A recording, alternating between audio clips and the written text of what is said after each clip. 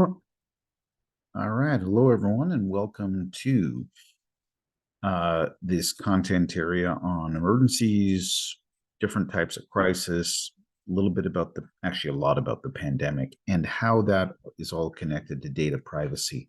Really appreciate your patience as this is a re-recorded um, content lecture. So let's get right to it. First, I just want to highlight a couple things that I think, even beyond the scope of this course, all of you really need to be familiar with.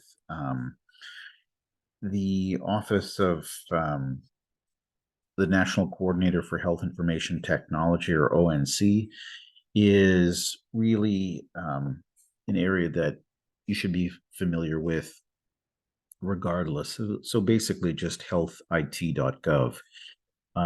This office was set up a number of years ago, not too long ago, to really help coordinate at a national level some of the evolving health IT issues. And along with that, if you go to blog, you will get to what I think has been exceedingly helpful.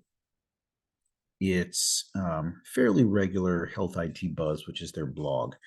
And all you have to do is really go to the privacy and security section. You can go to any of them, of course, if you'd like.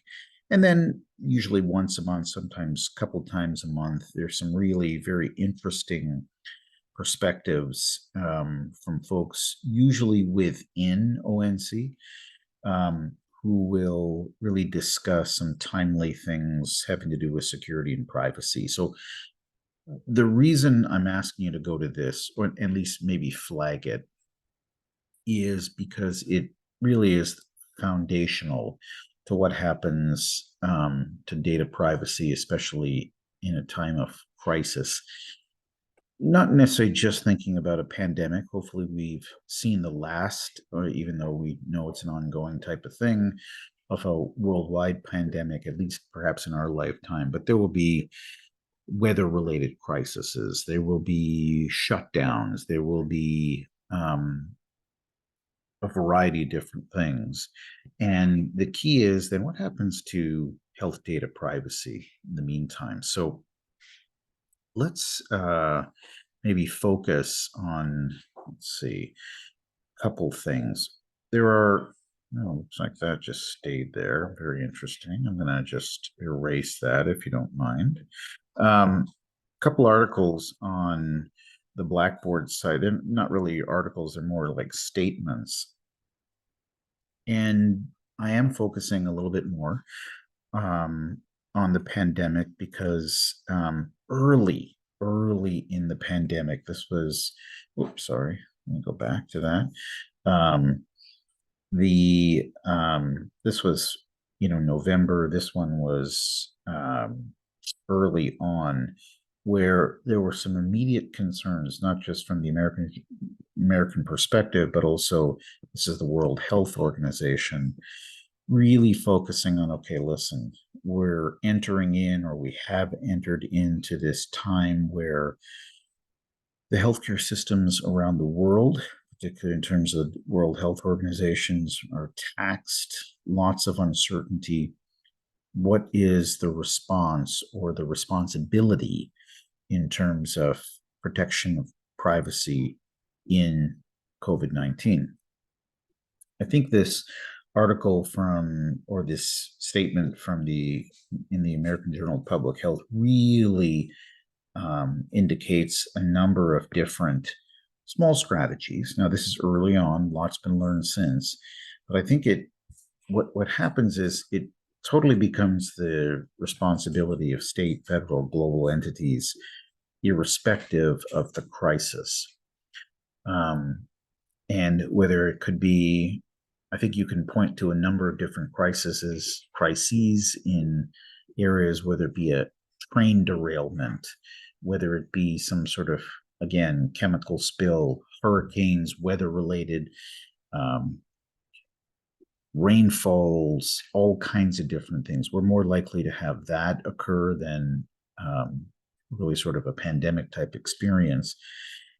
But then we rely on the entities, perhaps for guidance.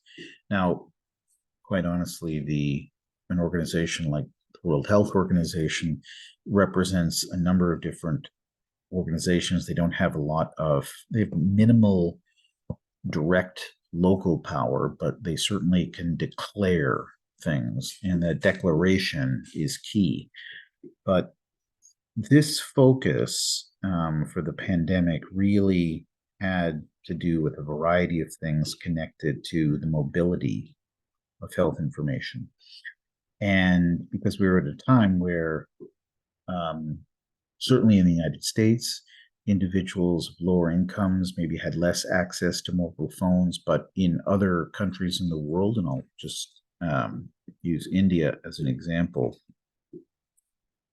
certainly a developing nation, now 2023, the most populated country in the world, but 95% of adults in India have a mobile phone. They're cheap, they're accessible, it's how they communicate. They might not have other necessities in life, but they have a mobile phone, they use it to communicate, they use it to go about their business, schooling, but it is very centrally controlled by the states and nationally as well. It's a very interesting type of model. I want to focus though on, I guess this was not the intention, so let's do this one more time. This slide, which really sort of highlights the issue of, okay, what during, and again, it looks at the pandemic, and the idea of contact tracing, which I think all of you remember, the privacy issues as related to smartphone applications. Sorry about that. Smartphone applications, different color, or mobile phone applications during contact tracing. And these were the privacy concerns as it related to health data. And so, because all of these things, you remember the process where individuals literally were contacted and apps were set up through one's phone system to be able to trace other individuals come in contact with. All of these 7 indications from compliance to access really tested the notion of the privacy information. And so what happened was the tracing really became primary and privacy became secondary. This became slightly less effective as the early days of the pandemic wore on, in terms of just really integrity, but also compliance and disclosure. And it was really a lesson to be learned, effective in the early days. Obviously, the advent of the vaccines, different controversies perhaps, so the advent of vaccines really altered the need for contact tracing, but pre-vaccine, this was really the only indication that individuals knew that they may need to get tested. And so, but it was really the notion of compliance and disclosure that challenged privacy issues that we normally, are not part of our sort of health ecosystem, except in the case of health departments, obviously, and the health departments were really leading the case on this, but in the case of STIs and STDs. So it's the same type of model that occurred. There are a lot of actually very good lessons learned about the efficacy of the contact tracing mode, and how it, after a while, it just became challenging, mainly because it was all encompassing, and all of these 7 indicators challenge the basic notion of privacy.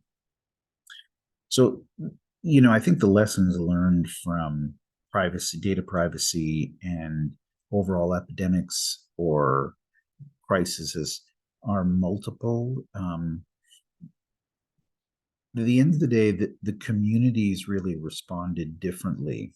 The World Health Organization had very broad guidelines that were just too challenging to apply to local communities. And so even certainly the federal response and was in a lot of ways not as effective.